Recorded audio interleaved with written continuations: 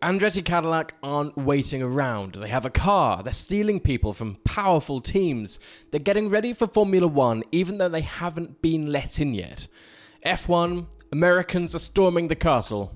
It's time to let them in. The Athletic has confirmed that Andretti Cadillac, the team that's been waiting to be let into F1 for the best part of a year now, are actively building their car. They have it in a wind tunnel. They have parts waiting to be used, and they are pulling the brains from some of the best teams in the sport. But there's one big issue. They're not yet accepted into Formula 1. As of early October, the FIA has given them the thumbs up, but F1 and Stefano Domenicali are still waiting on giving them their place on the grid. But Andretti isn't letting this stop them. They're almost forcing the hand of F1, and this is how they're doing it. Andretti is one of the most successful motorsport teams in the world. It competes in a number of series: IndyCar, Formula E, IMSA, Australian supercars, and they are good at it. They've won the Indianapolis 6 times. Their partnership with Avalanche in Formula E has been incredibly successful. When they enter a sport, they want to win, and they have the resources and people to make this come to fruition. But beyond anything, it is a huge name in motorsport in the United States. And this is exactly what F1 wants, or even needs, to keep growing in the US. It's no secret that the popularity of F1 has been, stagnant for the last couple of years thanks to the dominance of Red Bull and Max Verstappen. So giving the US a team to hang on to will most certainly help with that. On top of this, they are owned by an American company, Liberty Media. They are targeting the American market. We've already seen how many American races they want. In the last 2 years, we've gained an extra 2, and we've just talked about a 4th race, Chicago, in the podcast. There seems to be no limit to how American this sport is trying to be. But weirdly, they've been turning their nose up at an American team. Haas, the only American-owned team on the grid, is currently, a bit of a laughingstock. Its owner, Gene Haas, has removed the face of the brand, Gunther Steiner, and has said that they're focusing on the engineering of the car, which they mostly take from Ferrari, an Italian team. On top of this, he's saying he's not going to invest any more of his own money. This is a team which used a cup to measure wind direction in 2023. Andretti is here with General Motors. That business is currently worth $52 billion and is ready and waiting to throw a large handful of that at the sport we love. Cadillac has even said they'll build the engine, and we know how good they are at that. Good enough to be an official power unit supplier from 2028. So, their finances check out.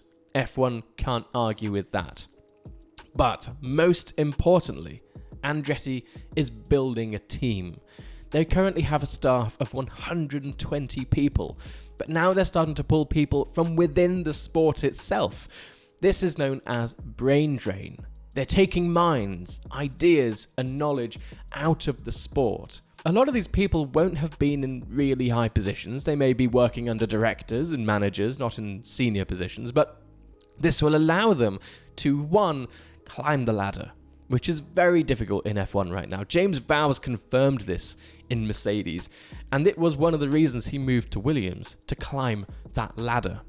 But 2, it means they can innovate. These engineers and designers may have ideas that they haven't been able to get past management, and now in a higher role in Andretti, which will be looking for innovation, they have that chance. These people are valuable to F1. There's already a brain drain thanks to the cost cap, not being able to pay people the right amount of money, so they're leaving for better jobs outside the sport.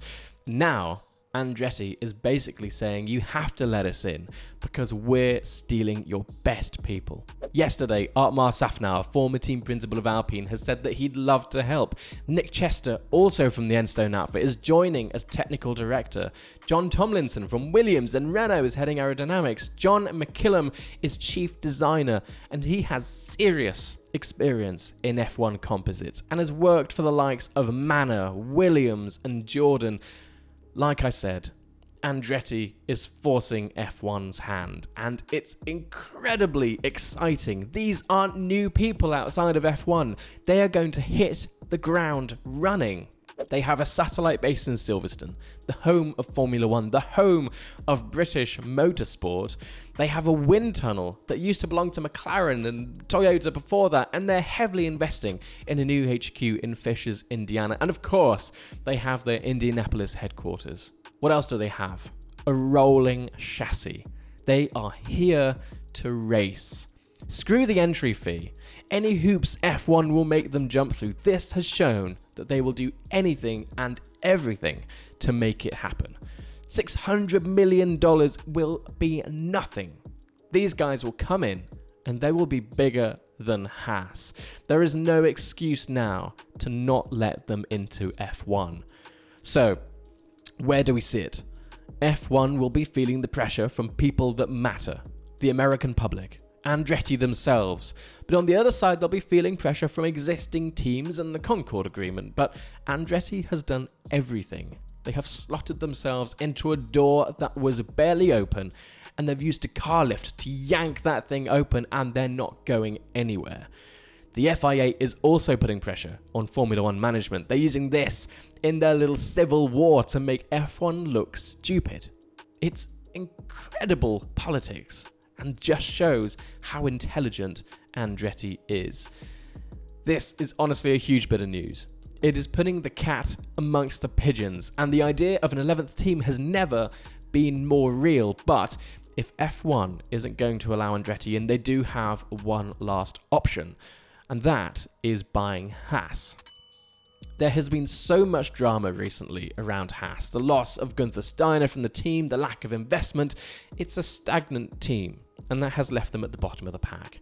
But imagine if Andretti was to come along and buy it, reinvigorate the team, add interest for American fans from a company that is actively trying to win. That is the pivotal point here. Let Gene Haas, who looks like he's lost all sorts of interest, make some money and allow an enthusiastic team to come in. And who knows, maybe, potentially, dominate. Think about it this way. Andretti is developing a car, but they're not even in Formula One right now. Does that mean that the money they're pouring into it isn't being recorded? How do you measure development costs for a car that was started years before it races? How does this fall under the cost cap?